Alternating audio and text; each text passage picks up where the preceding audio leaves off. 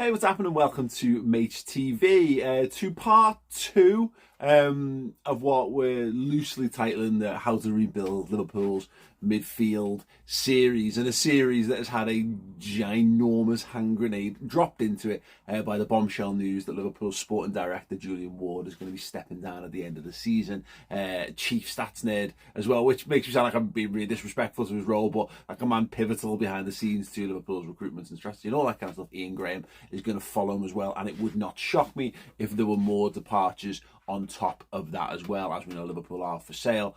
Lots and lots and lots of key moving parts. I can't really go too much into that in this video. It's not really what the topic is, although it will be relevant. If you want to know more about the departure of Julian Ward, the successor to Michael Edwards, if you care about such things, I did it. Well, we've got a wonderful show. I keep thinking I did have a good chat with Neil Jones myself, Northwest Journo, works for Goal. It is our Journo Insight expert on Redmen Plus. But I had a good chat with him off camera, and then he chatted with Dan Clubb on Redmen. So that show is there in video and in podcast form on redmenplus.com right now. So if you want to know more about that, get it from an expert, not just from me. I did a reaction to it on the Redmen YouTube channel this lunchtime, and it's mad, absolutely mad. But kind of park that to one side, because this whole series is a little bit of a flight of fancy, albeit grounded as much in reality and stats and research as I'm able to do.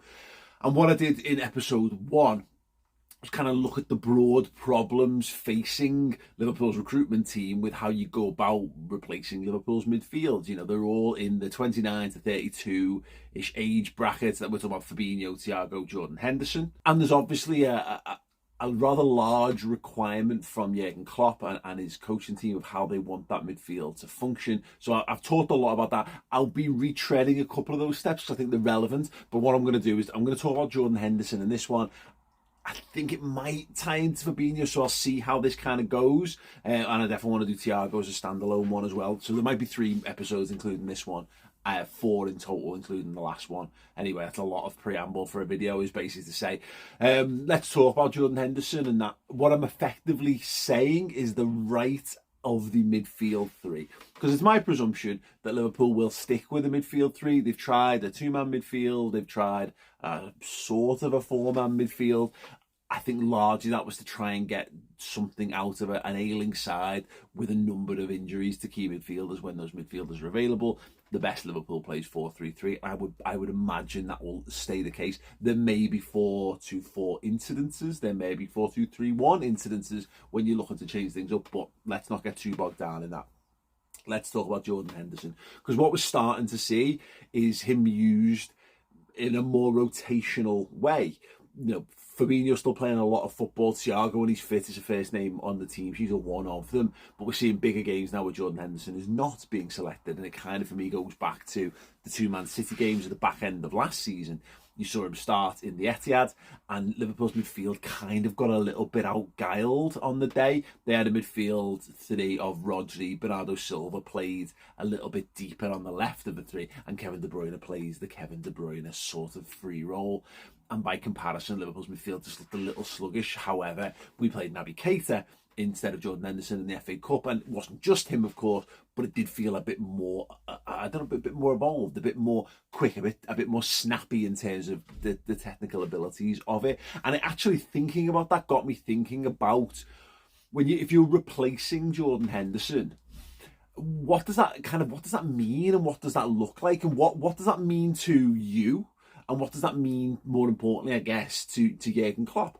Because I think of Jordan Henderson as that right side of the midfield 3, as an 8, a box-to-box midfielder. It's clearly the position that he enjoys the most. It's the one that he wanted to. He's the one that famously, in the title Champions League winning season, ahead of the Southampton game, he goes to the manager and says, "Gives a go in there," and he never really looks back. And Liverpool become really, really good, and you get a reinvention of Henderson and a cutting loose of Jordan Henderson, and we got some great Henderson performances in that position.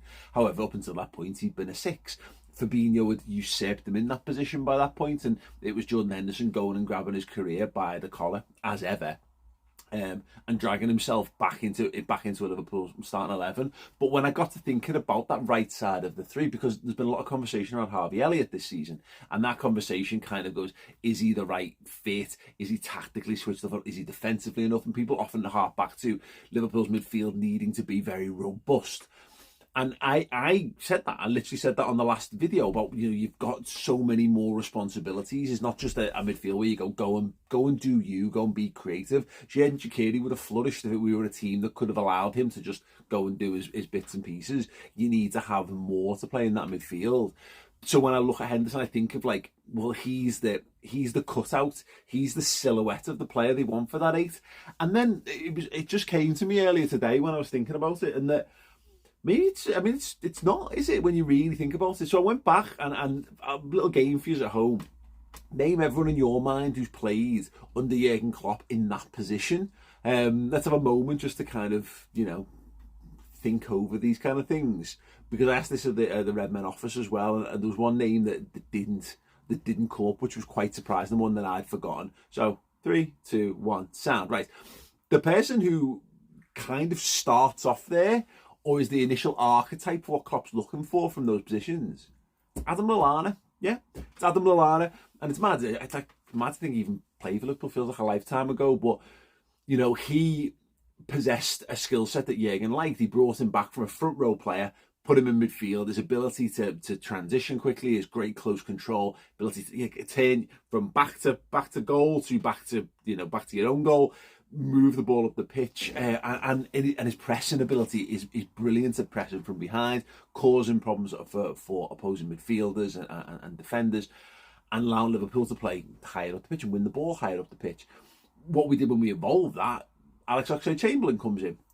He's a guy who's similar, but he had much more pace. He was much more direct, more of a goal threat from that position. Maybe not quite as tactically as astute as Adam Lallana, and maybe not quite as cute in his close control or whatever. But clear decision to try and make that side more attacking, bring more attacking impetus to Liverpool's midfield. Obviously, he gets that fatal for his long-term Liverpool career knee injury, which really obviously hampers it. And he's had good games and he's had decent seasons. Very good in the title-winning season as Liverpool's basically 12th man. But we've never quite had that Alex Oxlade-Chamberlain since. And there was a little conversation to be had about whether the team had kind of changed its style. And in Jordan Henderson grabbing that role, did he force Liverpool to change style? The other players that we've seen used in that role as well, Naby Keita, as mentioned, often thought of as like the guy who was meant to upgrade on Gini Wijnaldum. And I broadly agree with that. But we did see him used, and we have seen him used on the right of a midfield 3, famously in the lead up to the Club World Cup final. He looks up really well with Mohamed Salah, but he's another guy who is shorter, more slight, more dribbly, more technical a footballer. And again, as mentioned, we saw him do a little bit of that last season as well. And then it brings us to, James Milner did a decent job in there. There's another guy who was a winger, brought back a row into midfield. And as much as we can do, James Milner doesn't really count. I mean, in the 17-18 season, he breaks the record for most assists in a Champions League campaign, playing in that position. So there's maybe something in that, but another shorter, again, it's funny to say technically gifted player, because that's not what people think of as James Milner. People think of him like a yard dog midfielder, but very, very good footballer.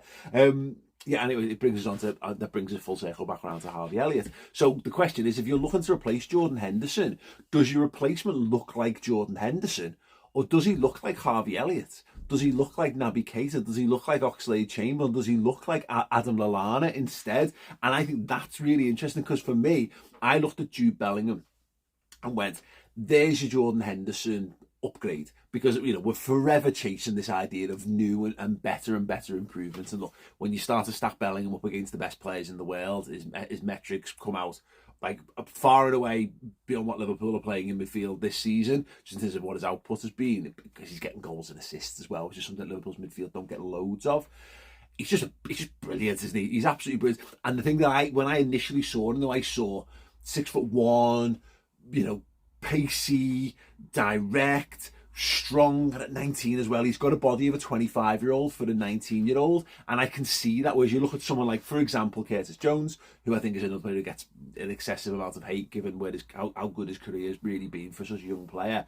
He's one who, he's got the height, but he hasn't got the broadness yet. Bellingham is he's astonishing. He's astonishing that he has all of the attributes required to be a world-class all-round midfielder at 19 years old. But it is interesting that he and why he would be the number one on Liverpool's shortlist and most teams in world football shortlist is because of those physical attributes as well. Because here's the problem sometimes, and this is a problem which I think will feed into other conversations around the other positions in the midfield. Size matters. Sorry boys, but size matters. You can be too big. I mean, you can't be too big, I'm told. But no, in certain positions on the pitch, you can be. There's not lots of wingers who are 6'4", ultimately, and there's certain positions on the field that require a certain amount of physicality and physique, with obvious exceptions. But this is one thing that Liverpool have to be interested by when they're starting to target players, is that technically gifted footballers often tend to come in more petite packages. You tend to get more pocket rockets in the creative midfielder mould than you do powerhouses, which is why the powerhouses are so valuable. Steven Gerrard, Frank Lampard, Yaya Toure. When you've got all the technical attributes, and then you happen to be a 6-footer as well, like chef's kiss for completing a midfield. So with Jude Bellingham, obviously the actual straight up Jordan Henderson replacement, honest answer is, yes, and also kind of no, because ultimately he could just play on the left hand side in Thiago's role. There's maybe a world where he could do a bit at a 6 as well. He was quoted this week in The Athletic in and around the first England games saying the reason he wears 22 is because he was told by his coach that he was had the attributes of a 4, an 8 and a 10. And which adds up to 22, which I think is a wonderful little story, but kind of tells you a lot about him in a real snapshot there. Obviously, if Jordan Henderson is to start to sort of evolve his way out of this team, and Jude Bellingham is top of the list, but if Jude Bellingham's not attainable, who else kind of falls into that mould? And is that a priority with someone like Harvey Elliott in there? Liverpool bought Harvey Elliott. They've got Carvalho as well. The one thing that I've not really touched upon yet with Henderson is I'm getting a bit fixated on him as an 8, whereas what we're seeing more and more is Henderson is a 8/6, not a 6/8, an 8/6. He still this season, arguably our best number 6. I think he's probably put in fractionally more better performances than Fabinho in that, which is not saying a lot because he hasn't had loads of great ones, and Old Trafford he was pretty rubbish in that position, to be fair.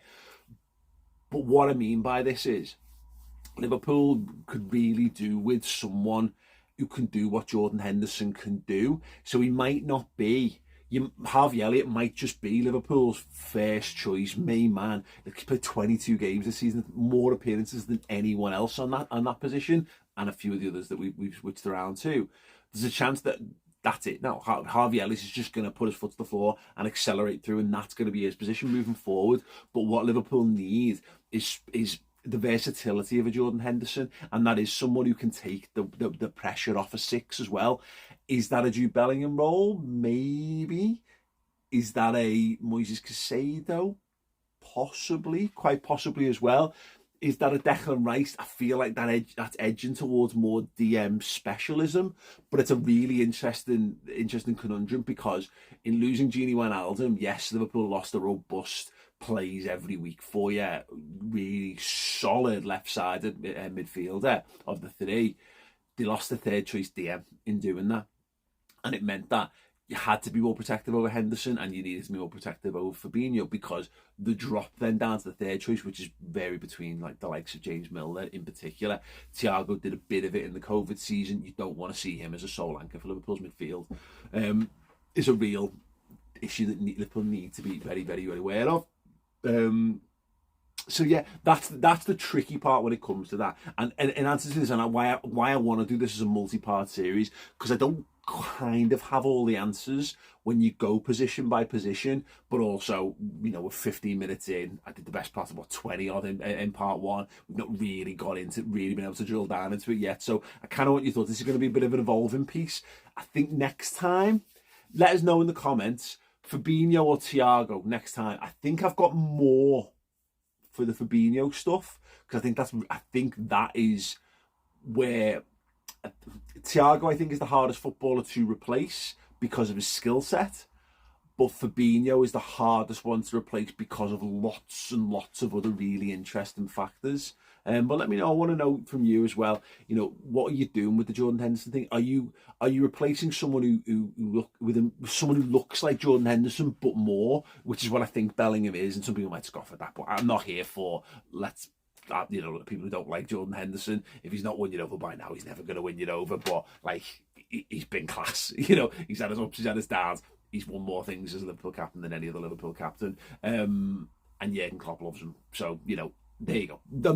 I'm being drawn in. He's sad. He's a really, really good player. And all of the extra things like, you know, the leadership and captaincy and all the things off the pitch, which are intangibles, but are important, and you can't afford to lose too much of that. You go down the route of buying a certain type of footballer because you get so lost in, look what they can do with the ball, look at the great goals they can score, and you forget that, I've bought a bell-end. And that's what Ronaldo, like Man United did that with Ronaldo. We're buying 20 goals a season, and we're buying merchandise sales. Oh, we've bought a bell-end. We've bought a huge bell-end. Oh, shit. So, yeah, they're things that you have to factor in as well. But I'm going to talk more about Rice. I'm going to talk more about Caicedo, maybe Conrad Laimer as well. And as any other players you feel warrant a conversation when we're talking about replacing Fabinho, Thiago, and even Jordan Henderson, let me know in the comments section underneath all that. Right. Yes. The 888 Sport guys, more World Cup focus from them. Of course it is. They're talking about the biggest stars, or the best players at the tournament. I think there's a little interesting point to be made on that, like who's the biggest star but who's the best player at the World Cup. I'm going to play out on a clip, plenty more from me coming. I'll be doing more on this next week as well, and I've also got a live show starting brand new Sunday 9 p.m. on Redmen, catching you up with all the Liverpool news and get loads of great interactive stuff live as well, so make sure you come over and join me for that one. But yeah, make sure you go over to the 888 Sport channel, leave a comment, say Maych sent me, that would be awesome, and comment anything I've discussed in the comments section underneath. Anyway, have a boss weekend. No 1 second, mate. I just said you've got no Neymar. I've just noticed it as well. I was looking. What, they're going to win the World Cup. Hang on, that's a booking. Imagine, your second video here, that's a booking. I love a booking. No, that's a booking. Like, one more of those and you're off it, man. Like, no Neymar. I don't know. There's something about him. I just don't resonate. I do think he's overrated. Brazil to go far? I changed it last minute. Ronaldo was in there and I took him out and I put Neymar. But I do think Neymar is overrated. No. Abby, what are you doing? I just think he's overrated. Neymar's weak. Neymar's probably going to win the tournament, and that's got to factor into quite possibly, but I still think that he's individually overrated. Brazil as a team. I think he's underrated. I don't think he's underrated. I think he's so good. It's scary. I don't. I watch him on YouTube for about an hour sometimes, just watching Neymar. What, playing for PSG? Yeah, I know, but it's not his fault. So I've never seen the geezer have a bad game. Like, honestly, you know when people go, oh, he's terrible. Like, I don't know, say the Champions League final. Remember when Paris Saint-Germain got to the He was the best player in Paris Saint-Germain. He's scary good. Wicked. He's so good. He'll probably prove me wrong and this will get clipped, but I just think he's a little bit. And I think him with Vinicius Junior on one side, Rafinha on the other, Neymar free roll.